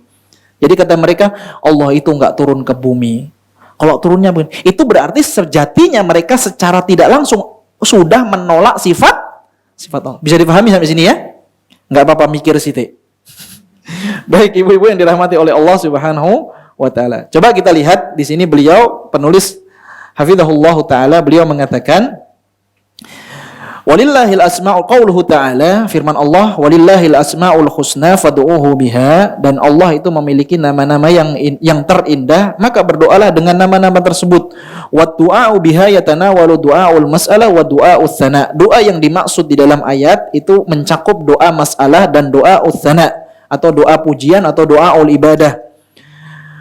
Wa du'a'u ta'abbudi wa huwa subhanahu wa ta'ala yad'u ibadahu ila an ya'rifuhu bi asma'ihi wa sifatihi wa yuthnu 'alaiha biha wa ya'khudhu bi hadzihim min ubudiyatihim wa huwa subhanahu wa ta'ala yuhibbu mujiba asma'ihi wa sifatihi fa huwa 'alimun yuhibbu kulla 'alimin jawadun yuhibbu kulla jawadin wa witrin yuhibbul witra jamilun yuhibbul jamal, afwun yuhibbul afwa wa ahlahu, hayyun yuhibbul haya'a wa ahlahu wa ahlahu, birrun yuhibbul abrar, syakurun yuhibbus syakirin, saburun yuhibbus sabirin, halimun yuhibbul halim. Jadi ibu-ibu yang dirahmati oleh Allah Subhanahu wa taala, sebuah karunia, ini sebuah karunia yang sangat besar yang Allah karuniakan bagi seorang hamba, di antaranya adalah apa? Seorang hamba itu dijadikan hafal nama-nama Allah yang maha mulia. Ini sebuah karunia. Namun hal tersebut bukan satu-satunya tujuan. Menghafal nama-nama Allah bukan satu-satunya tujuan. Sehingga dari sini ibu-ibu yang dirahmati oleh Allah, ada 3 tahapan dalam beribadah dengan nama-nama Allah yang terindah. Ada tiga tahapan. Yang pertama, nanti saya akan jelaskan satu persatu. Yang pertama, memahami al-asma'ul husna. Yang pertama, tahapannya memahami nama-nama Allah yang terbaik. Kemudian yang kedua, mengamalkan kandungannya. Dan yang ketiga, bertawassul dengan nama-nama tersebut ketika berdoa. Bertawassul dengan nama-nama tersebut ketika berdoa. Baik. Poin pertama tadi apa? Memahami al-asma al-husna. Tahapan pertama ini akan berdampak penting dan berpengaruh sangat besar terhadap tahap kedua dan ketiga. Tahapan kedua tadi apa? Mengamalkan kandungannya. Bagaimana kita mau mengamalkan kandungan dari nama-nama Allah kalau kita tidak faham nama Allah? Inilah alasan kita duduk bersama di sini, untuk paham nama-nama Allah yang maha mulia. Bagaimana kita mau bertawassul dengan nama-nama tersebut kalau kita tidak memahami nama-nama tersebut? Bagaimana caranya kita memahami nama-nama tersebut? Caranya bagaimana, Bu? Belajar. Dan insya Allah pada pertemuan selanjutnya kita akan mulai masuk membahas nama-nama Allah dari 1 sampai dengan, di dalam kitab ini disebutkan ada 150 150-an nama. Jadi Ustadz, bukannya di dalam hadis bunyinya 99? Iya, hadisnya sahih dan disebutkan sahih Bukhari. Disebutkan Al-Imam Al-Bukhari. Coba kita lihat Nabi SAW di dalam hadis menceritakan bagaimana kondisi nanti di padang mahsyar. Ketika orang-orang lari sana, lari sini, ke Nabi Adam nggak mampu menolong, lempar ke Nabi Nuh nggak bisa, ke Nabi Ibrahim nggak bisa, Nabi Musa, Nabi Isa, akhirnya ke Nabi Muhammad SAW. Disitulah Nabi SAW akan sujud dengan sujud yang sangat lama sekali. Saat itu Nabi mengatakan, di dalam sabdanya tersebut beliau mengatakan, saat itu Allah mengajarkanku nama-namanya dari nama-nama yang aku belum ketahui ketika di dunia. Berarti ada nama-nama yang apa? Masih dirahasiakan oleh Allah Subhanahu wa taala. Jenengan apalan 10 saja udah hang belum?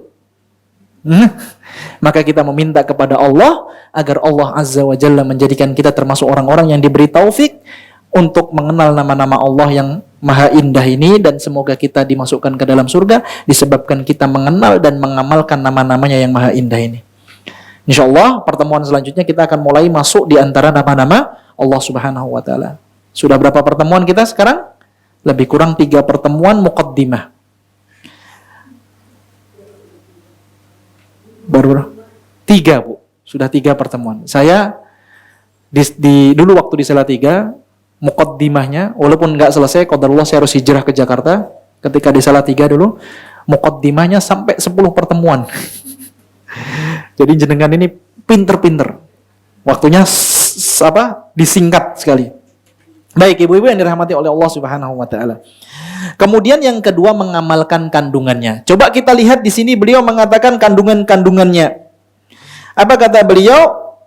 Wa yusnu alaihi biha wa ya'khudhu bihadzihim min ubudiyatihim wa huwa subhanahu yuhibbu mujiba asma'ihi wa sifatihi fahuwa alimun yuhibbu kulla alim. Allah itu maha berilmu dan mencintai orang-orang yang berilmu. Jadi kalau kita mau dicintai oleh Allah, caranya bagaimana, Bu? Belajar. Biar punya ilmu. Makanya aneh bin ajaib, Bu. Ada orang berilmu yang cinta sama dia Allah, tetapi sama orang yang gak berilmu, justru ahlul ilmu direndahkan. Serendah-rendahnya. 4 tahun saya diam. Itu yang lain. Ya.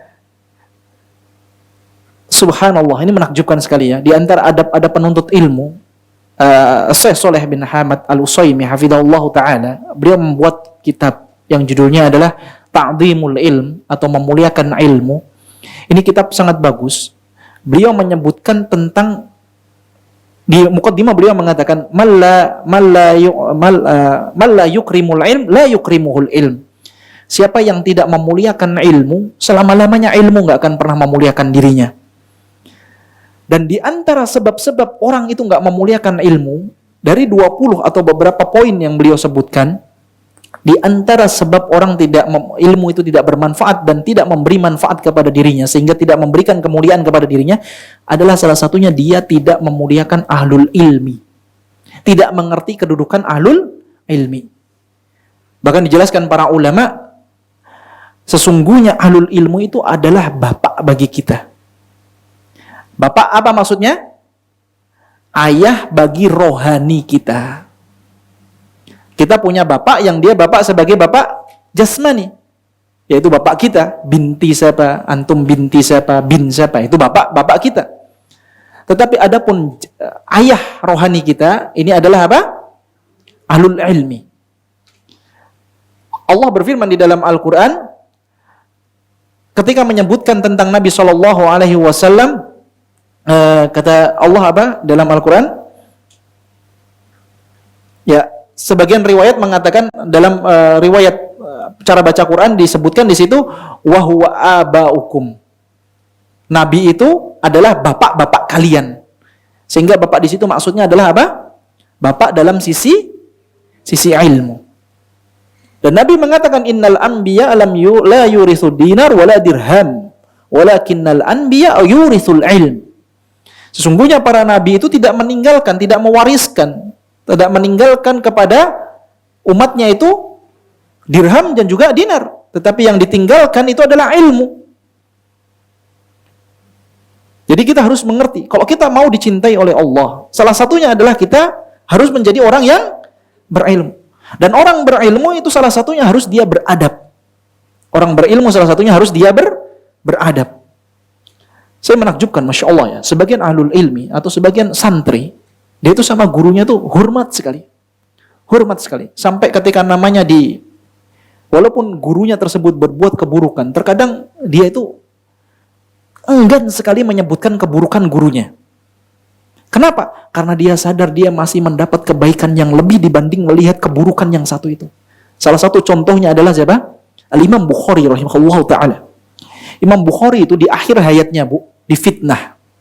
Dia difitnah bahwa dia memalsukan hadis sehingga dia diusir dari negeri. Tapi yang menakjubkan, ada satu murid yang Imam Bukhari menganggap muridnya ini sebagai gurunya. Siapa ini kira-kira? Muridnya Imam Bukhari secara sanad, dan para ulama menyebutkan ini adalah muridnya Imam Bukhari, tetapi Imam Bukhari menganggap ini gurunya. Siapa itu? Imam Muslim rahimahullahu ta'ala. Imam Muslim ini selalu nguntit terus Imam Bukhari. Bahkan sampai ketika terjadi fitnah di akhir kehidupannya, Imam Muslim masih mengikuti gurunya. Walaupun demikian, Imam Muslim tidak ikut-ikutan. Tidak ikut-ikut mengatakan apa? Bahwasanya Imam Bukhari memalsukan hadis. Bahkan sebagian ahlul hadis ketika terjadi fitnah tersebut, ada yang sampai mengembalikan atau menolak riwayat-riwayat yang penuhnya sampai 1 unta. Artinya banyak sekali kertas tersebut ditinggalkan, dibuang. Saya menolak riwayat-riwayat dari Bukhari ketika fitnah tersebut datang. Tapi Imam Muslim mengatakan, guruku tidak berbuat salah. Nah, ini murid yang benar seperti ini, Bu. Adab. Selain dia berilmu, dia harus beradab. Makanya ketika menafsirkan firman Allah Azza wa Jalla, Allah mengatakan, ya ayyuhalladzina amanu qu anfusakum wa ahlikum naro. Ketika menafsirkan ayat ini, Abdullah bin Abbas mengatakan, ai allimuhum wa addibuhum. Wahai orang-orang yang beriman, selamatkanlah keluarga kalian dari api neraka. Maksudnya apa selamatkan di situ? Kata Ibnu Abbas, artinya ajarilah mereka, berikanlah ilmu kepada mereka, dan didiklah adab, budi pekerti kepada mereka. Ini sayang ibu-ibu yang dirahmati oleh Allah dan bapak-bapak yang dirahmati oleh Allah. Terkadang ada orang berilmu tapi nggak punya adab, dan sebaliknya terkadang ada orang beradab tapi nggak punya ilmu. Sehingga ini sangat penting sekali. Kalau kita mau dicintai oleh Allah, jadilah kita orang yang berilmu, karena Allah itu al-alim. Jawadun yuhibbu kulla jawadin. Allah itu jawad, itu artinya apa, Bu? Allah itu al-jawad. Artinya apa? Al-jawad apa? Maha dermawan. Sesungguhnya Allah itu maha dermawan dan mencintai orang-orang yang berbuat kedermawanan. La haula wala quwata illa billah. Terkadang kita lihat orang itu awal-awal ngaji, Bu. Terkadang itu semangat ya. Dalam berderma itu semangat. Tapi lama-lama itu kayaknya apa? Dikuasai setan sehingga menjadi orang yang pelit lagi. Banyak orang-orang ini tidak mau berderma tapi mau dicintai oleh Allah. Antum dengar ada misalnya ada orang butuh sesuatu, butuh donasi atau butuh apa. Kita bisa menolong, tolong semampunya. Dan setahu saya di sini ya, di Al-Hujaini sepertinya membuka peluang walaupun sehari cuma 1.000 ya kan? Walaupun sehari cuma 1.000. Coba kalau itu dibiasakan. Sehari 1.000. Itu kira-kira mungkin sebulan akan risih sendiri sama diri kita. Kok cuma 1.000 ya? Naik level.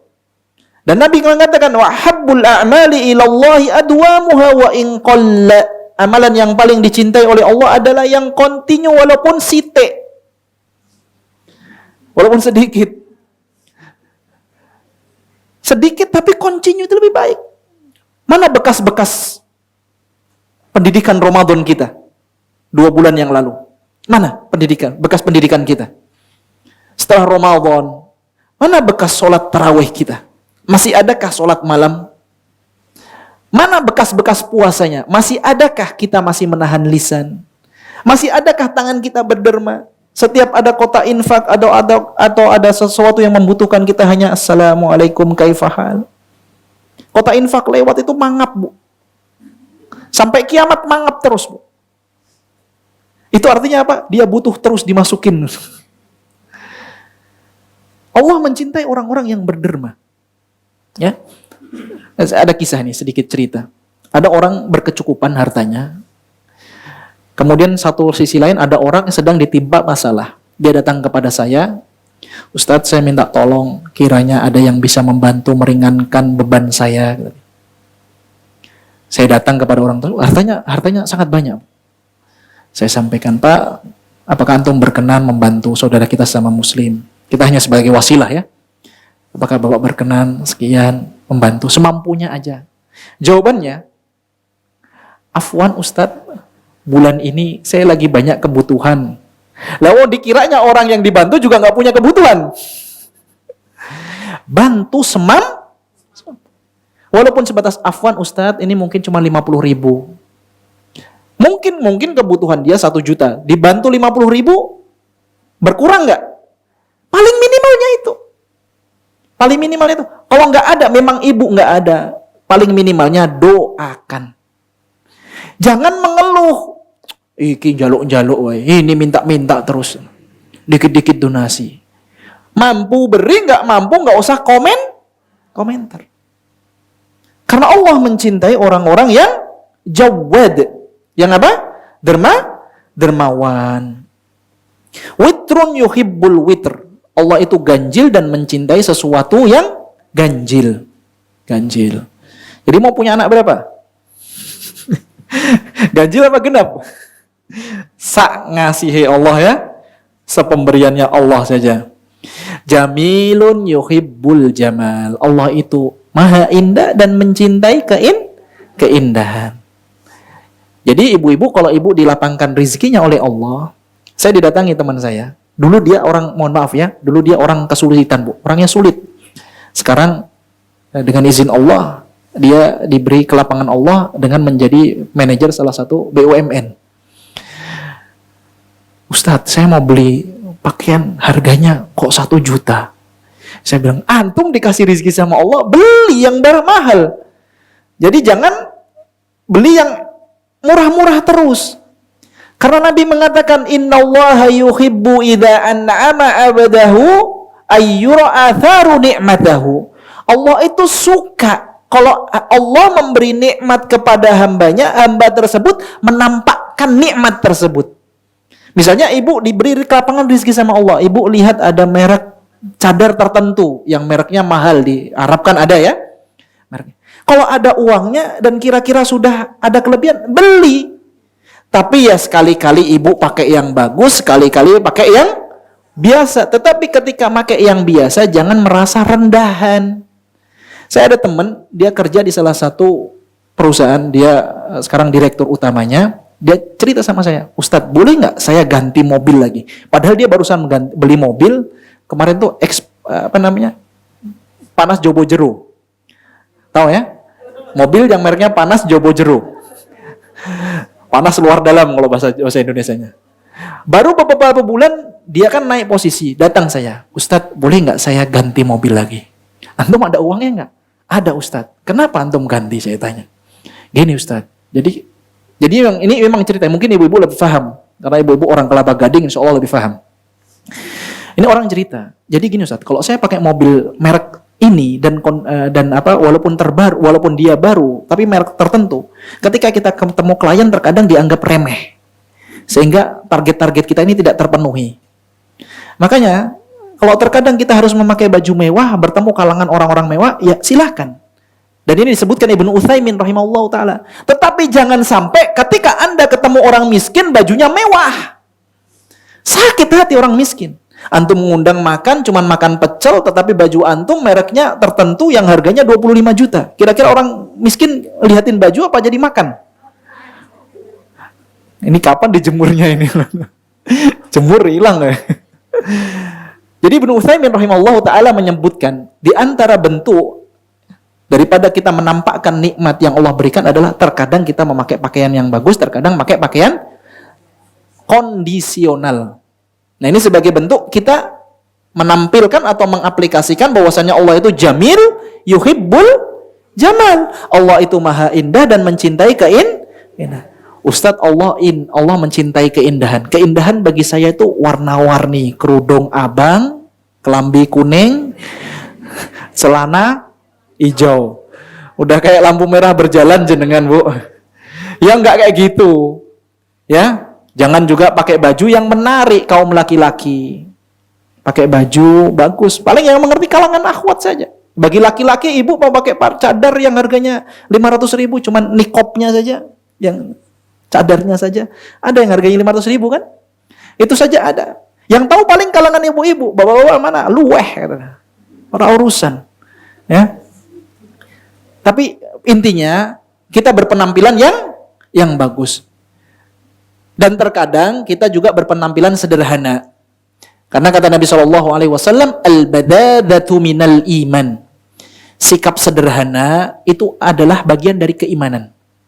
Al-badadatu minal iman. Sikap sederhana itu adalah bagian dari iman. Jadi terkadang kita menampilkan yang bagus, terkadang kita ya sederhana. Tergantung apa tadi?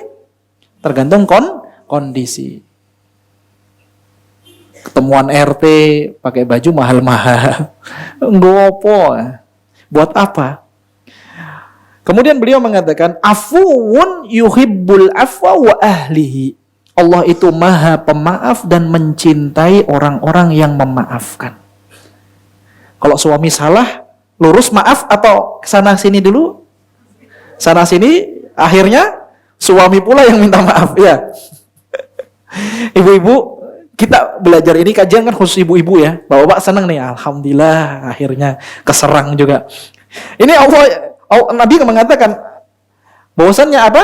Allah itu maha pemaaf dan Allah menyebutkan di dalam Al-Quran banyak sekali mencintai orang-orang yang suka memaafkan. Kalau kita mau dimaafkan oleh Allah, maafkan orang lain. Kita lihat siapa sih diri kita ini semua. Apakah di antara kita ada yang nggak berbuat salah, Bu? Ada nggak di antara kita yang nggak berbuat salah? Ada kemarin Ramadan menjelang Idul Fitri, ada teman saya chatting saya, Ustadz izin saya curhat. Akhirnya dia nelpon saya, cerita panjang lebar. Terus bakti saya sama orang tua gimana? Intinya dia ketika kecil ditinggalkan bapak ibunya. Sehingga dia hidup sama pamannya atau sama orang lain. Nah ketika dia dewasa dan dia sudah mengaji, di dalam hati saya ini masih timbul rasa sakit sekali Ustaz. Saya dicampakkan, saya ditinggalkan, tidak diperhatikan. Dan saya tahu itu orang tua saya sekarang. Apakah saya harus berbakti kepadanya atau saya berbakti kepada orang yang membesarkan saya? Jawabannya apa, Bu? Berbakti kepada orang yang membesarkan atau berbakti kepada orang tuanya yang kandung yang tidak ada jasa dalam membesarkan dia? Jawabannya sama orang tua namanya berbakti. Kalau sama yang membesarkan itu namanya ihsan, berbuat baik. Karena bakti itu adalah khusus untuk orang tua dan kepada suami. Saya katakan berbuat baiklah kepada orang tuamu, terutama kepada ibu. Makanya Ibnu Umar, beliau pernah ditanya, apakah cukup, atau Umar bin Khattab saya lupa, Ibnu Umar atau Umar bin Khattab saya lupa, ada seorang menggendong ibunya, Bu, dari Yaman untuk musim hajian sampai keliling tawaf itu digendong terus. Dan dia mengatakan, apakah sudah cukup aku berbakti kepada ibuku? Kata beliau radhiyallahu taala anhu, bahkan satu nafas yang dia keluarkan untukmu ketika melahirkanmu itu belum cukup untuk membalas kebaikannya. Dan ibu-ibu saya rasa faham sekali tentang proses melahirkan. Terkadang ada orang yang mohon maaf janinnya terlalu besar sampai dia kadang saking nyerahnya itu sampai mengatakan apa? Ora apa-apa aku sing mati, ya kan? Enggak apa-apa aku yang meninggal, yang penting anakku hidup, ya kan? Ini saking besarnya kasih sayang ibu sama orang tua. Dan ini insya Allah akan kita bahas di pembahasan tentang Ar-Rahman dan Ar-Rahim. Nama Allah Ar-Rahman dan Ar-Rahim. Kita akan mengerti bagaimana besarnya kasih sayang Allah kepada kita. Sehingga akan timbul kasih sayang kita dan bentuk aplikasi kita mengasihi sayangi orang lain ini daripada kita faham nama Allah Ar-Rahman dan juga akan datang insya Allah pembahasannya. Nah, saya katakan teman saya, itu nggak cukup. Kamu mengeluarkan hartamu seluruhnya sekarang untuk ibumu itu nggak akan pernah cukup walaupun dia tidak membesarkanmu. Ya, jadi ibu-ibu coba perhatikan. Allah berfirman di dalam Al-Quran, kata Allah apa? Maka bersyukurlah kepadaku dan bersyukurlah kepada orang tuamu. Ketika menafsirkan ayat ini seorang tabi'in, beliau mengatakan di dalam tafsir At-Tabari, beliau mengatakan, disebutkan riwayat ini dalam tafsir At-Tabari, dia mengatakan bentuk bersyukur kepada Allah itu adalah solat. Adapun bentuk syukur kepada orang tua itu adalah mendoakan orang tua setiap kali selesai solat. Karena di sini Allah menggandengkan syukur kepada Allah dan syukur kepada orang tua. Maka kalau boleh saya katakan, anak yang kurang ajar, saya nggak mau katakan durhaka, tapi saya mau katakan anak yang kurang ajar adalah anak yang tidak mendoakan orang tuanya tatkala dia selesai sholat. Atau paling minimalnya di dalam sholatnya. Di dalam sholat ketika sujud, Rabbighfirli wali walidayya warhamhuma kama rabbayani shaghira. Doakan mereka. Terutama yang meninggal dalam kondisi muslim. Kalau dalam kondisi kafir, selesai, dah nggak usah doakan. Urusannya dewe. Urusannya sendiri-sendiri. Ya. Tapi kalau yang masih hidup dan dia meninggal dalam kondisi muslim, doakan. Maafkan orang lain. Kemudian apa? Anak-anak kita. Ya, anak-anak kita. Saya heran, Bu. Terkadang itu ada orang tua, Bu. Tangannya tuh mudah begini anaknya. Padahal anaknya masih di bawah 7 tahun. Ini yang nggak punya akal sempurna, anaknya atau orang tuanya? Dikisahkan Ustadz Firanda hafizallahu taala, beliau ketika di Saudi, beliau menceritakan ada seorang syekh atau beliau menyimak sebuah radio, ada seorang orang tua marah sama anaknya. Saking marahnya sampai anaknya ditarik tangannya, Bu. Ayo cepat atau bagaimana? Pokoknya intinya ketika saking marahnya anaknya ditarik tangannya sampai terlepas. Tangannya terlepas dari tempatnya. Ketika dibawa ke rumah sakit, baru dia menyesal. Ya memang benar perkataan orang-orang Arab. Al-ghadab awwaluhu junun wa akhiruhun nadam. Marah itu awalnya adalah rasa gila, sikap gila, dan akhirnya adalah apa? Penyesalan. Ini namanya nyesal di akhir, awal daftar, Bu. Nah, memang demikian, memang terkadang ada orang-orang ini akalnya itu nggak jalan, orang tua tapi akalnya nggak jalan, anaknya nakal tiba-tiba dijewer. Padahal antum perhatikan, umur berapa anak boleh dipukul oleh Rasul? 10 tahun. Yang sebelumnya diperintahkan apa? Sholat. Umur berapa? 7 tahun ke 10 tahun berapa tahun? 3 tahun. Satu sholat dalam sehari 5 dikali 3 tahun. Lebih kurang berapa kali? Ribuan kali. Lebih kurang berapa kali? 1 tahun itu isinya berapa? 360 hari. 360 hari dikali 3. Ya kan? Dikali 3. Berarti jadinya berapa? 1000 berapa? 400-an ya?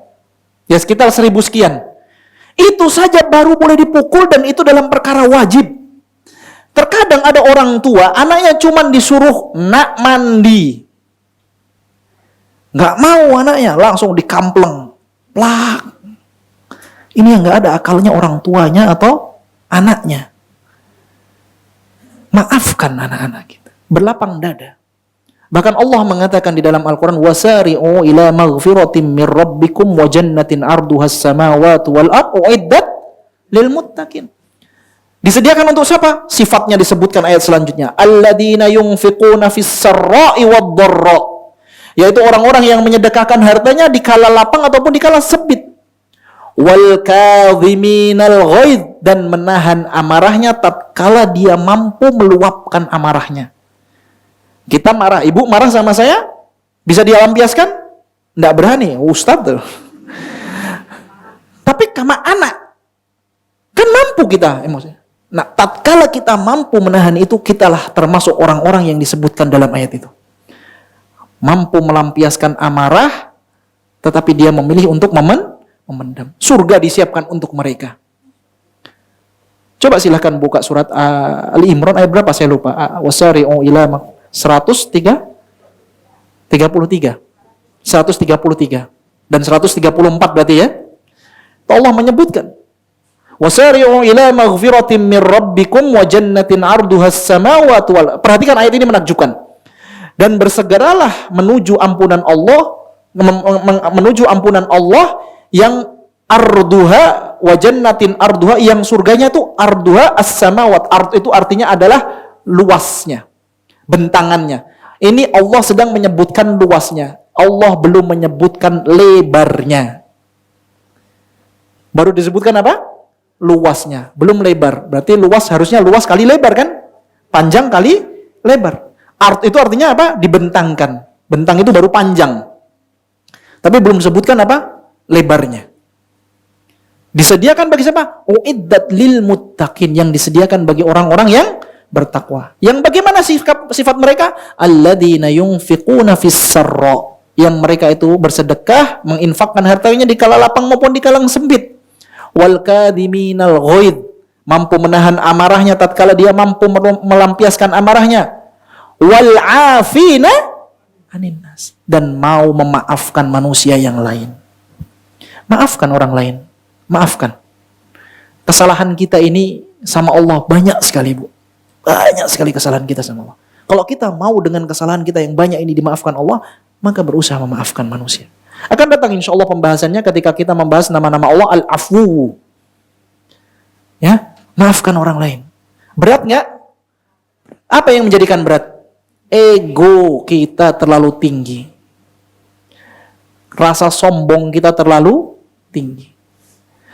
Ego yang tinggi tidak bisa dikalahkan disebabkan satu sebab. Apa? Akhlak yang buruk. Karena intisari dari akhlak yang mulia itu yang pertama adalah mengalahkan ego, yang kedua adalah menjaga perasaan orang lain. Ini intisari daripada akhlak yang mulia. Mengalahkan ego dan apa? Menjaga perasaan orang lain. Ibu-ibu baca seluruh hadis yang berbicara tentang akhlak mulia, rata-rata semuanya kita katakan berbicara tentang untuk mengalahkan ego dan apa? Menjaga perasaan. Kalau nggak mau diberbuat demikian sama orang lain, jangan berbuat demikian sama orang lain. Kalau mau diperlakukan demikian sama orang lain, berlakulah demikian sama orang lain. Ini apa tadi? Afuwun yuhibbul afwa. Allah adalah zat yang maha pemaaf dan mencintai orang-orang yang suka memaafkan. Coba perhatikan kisah Abu Bakar As-Siddiq yang putri tercintanya sekaligus istri lelaki yang paling dia cintai di muka bumi, yaitu Rasulullah SAW, dituduh berzina. Abu Bakar memutus suaka untuk Mistah ibnul Uthathal. Abu Bakar mengatakan, tidak ada lagi nafkah untukmu. Melu-melu. Ikut-ikut apa? Fitnah putriku. Saat itu turunlah firman Allah Azza wa Jalla di dalam surat An-Nur yang memerintahkan fa'fu anhum. Maafkan mereka. Ala tuhibbuna ayyaghfirallahu lakum. Apakah kalian enggak suka kalau Allah memaafkan kalian? Maka saat itu Abu Bakar langsung mengatakan, aku maafkan Mistah dan aku tebus sumpahku. Padahal batalin sumpah boleh enggak? Enggak boleh. Harus ada apa? Kafarohnya. Abu Bakar lebih memilih untuk membayar kafaroh daripada tidak memaafkan Berat enggak sebenarnya Abu Bakar? Berat. Dua orang yang paling dicintainya sedang dicoreng namanya. Maafkan. Tapi memang perkaranya harus latihan ya, Bu. Memang perkaranya harus latihan. Ada tulisan bagus Ibnul Qayyim, beliau membawakan kitab judulnya, kalau diterjemahkan 20 kaidah untuk memaafkan. 20 kaidah untuk memaafkan. Mau PDF-nya? Nanti saya kirimkan insyaallah. PDF-nya saya kirimkan. Baik. Sudah terjemahan, tenang saja. Nggak tak suruh nerjemahin. Kemudian, beliau juga mengatakan, hayyun yuhibbul haya. Allah itu adalah zat yang maha pemalu dan mencintai orang-orang yang malu. Sekarang itu ada cewek-cewek begini-begini. Mana rasa malunya? Dan orang tuanya kemana rasa malunya? Anaknya pakai celana terbuka, joget-joget pinggir jalan. Di-upload. Mana rasa malunya? Katanya mau dicintai oleh Allah, maka jadilah orang yang pemalu, jadilah orang yang berilmu, jadilah orang yang dermawan, jadilah orang yang pemaaf, jadilah orang yang senantiasa berpenampilan indah. Ya. Kemudian beliau mengatakan, birrun yuhibbul abror. Allah itu zat yang maha baik dan mencintai orang-orang yang senantiasa berbuat baik. Berbuat baik banyak caranya, Bu. Ibu lihat ada orang tua kesusahan, dibantu. Mau ngambil sandal, diambilin. Sandalnya orang tua. Oh, ada pahalanya nggak itu? Jangan khawatir. Kalau sekarang nggak ada balasannya, di akhirat pasti akan dibalas sama Allah. Jadi jangan pernah menganggap apa yang kita kerjakan ini suatu perkara yang sia-sia. Ini hanya orang yang lemah imannya yang beranggapan demikian. Kok ora dibayar ya? Kok nggak makasih ya? Apa urusanmu? Nggak dikasih makasih. Urusanmu, urusan kita itu hanya mengharap pahala dari Allah Subhanahu wa Ta'ala. Kemudian syakurun yuhibbus syakirin. Allah itu adalah zat yang maha pandai bersyukur dan mencintai orang-orang yang suka bersyukur. Makanya orang-orang yang bersyukur ini banyak apa sedikit, Bu? Kata Allah, wa qalilum min ibadiyasy syakur. Dan sedikit dari hamba-hambaku itu yang pandai bersyukur. Nah, para ulama salaf, Bu, kalau mendengar ayat ini, sedikit dari hamba-hambaku yang pandai bersyukur, mereka berdoa, ya Allah, Allahumma ja'alni minal qalil. Ya Allah, tolong jadikan aku dari yang sedikit tersebut. Minta sama Allah, jadikan aku bagian dari yang sedikit tersebut. Karena yang bersyukur sedikit. Kita bersyukur kepada Allah. Ada orang itu begini, Bu. Kalau dikasih uang, atau dikasih pertolongan dari sisi duniawi, dia akan mengatakan apa? Jazakillahu khair, atau jazakallahu khair, atau jazakumullahu khair. Akan diucapkan ini. Ini kan kalimat terbaik dalam mengucapkan terima kasih. Tapi kalau dikasih ilmu, nggak ada yang mengucapkan terima kasih. Bosen nih Ustadz. Suara seru. Ngomong apa toh kayak? Ngomong apa tadi? Ini nggak terima kasih, padahal ini lebih layak untuk diucapkan terima. Ini perkaranya yang diajarkan adalah membebaskan atau mengajak kita menuju kepada yang diridhoi oleh Allah Subhanahu wa taala.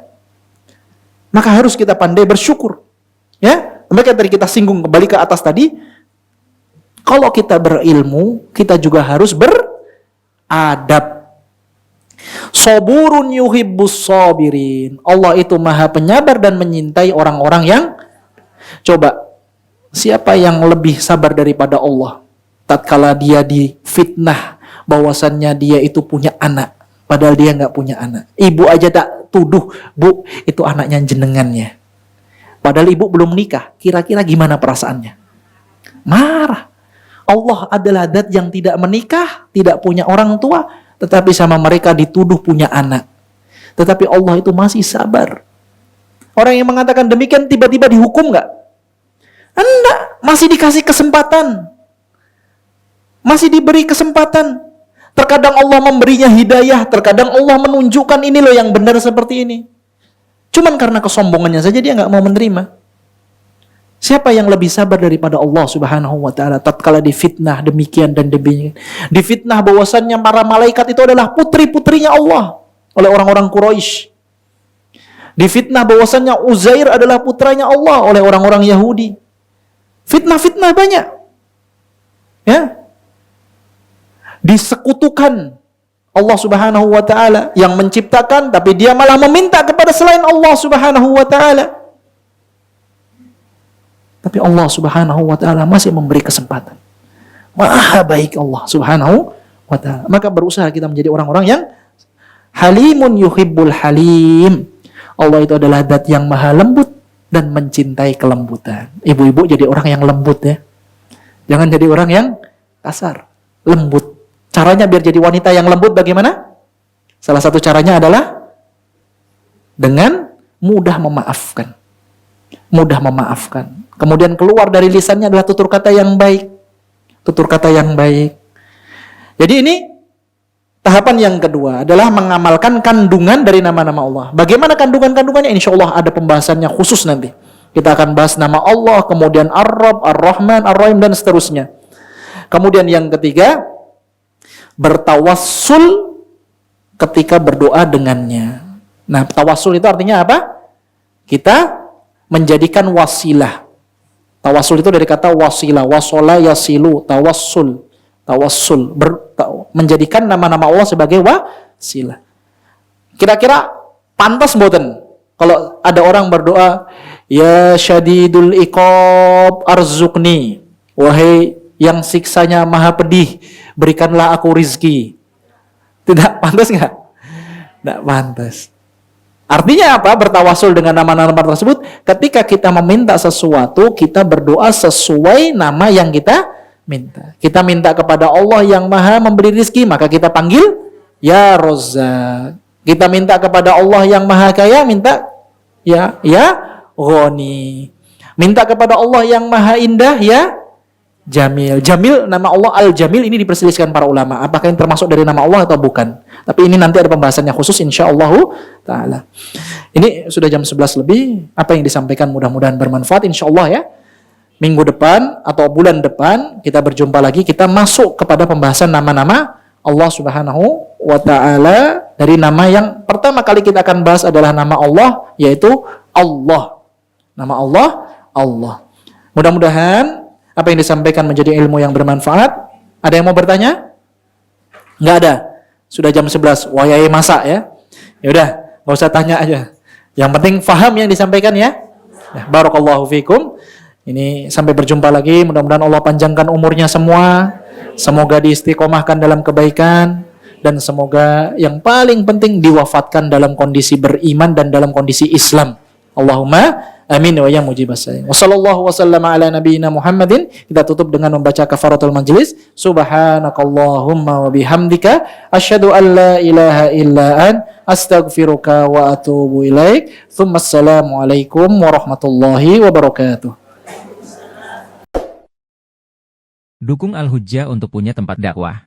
Salurkan wakaf lahan melalui Bank Syariah Indonesia. Nomor rekening 77 96 00 1377 atas nama Al-Hujjah Dakwah Islamiyah dengan memberikan kode 300 di belakangnya. Contoh, Rp 10.300.000, syukron, wa jazakumullah khair.